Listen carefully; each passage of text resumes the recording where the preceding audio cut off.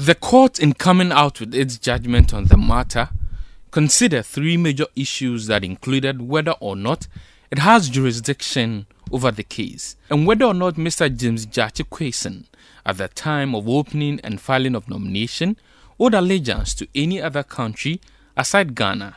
On the matter of jurisdiction, it was the case of lawyers of the NDC MP that the court's jurisdiction on election petitions had not been properly invoked. They also argued that the hearing of the matter would amount to interference of the independence of the Electoral Commission, but the court disagreed.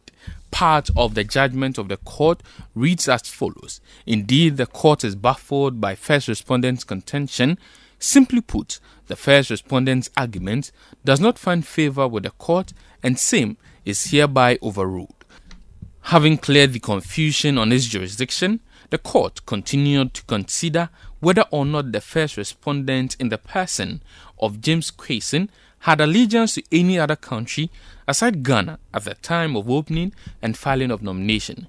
His lawyers had argued that he had initiated steps to renounce his citizenship as far back as December 2019, subject to the issuance of a certificate of renunciation. He contended that the delay in receiving the certificate was an administrative challenge caused by the outbreak of the coronavirus pandemic.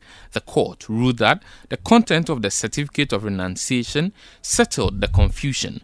The certificate of renunciation, translated to English, reads as follows.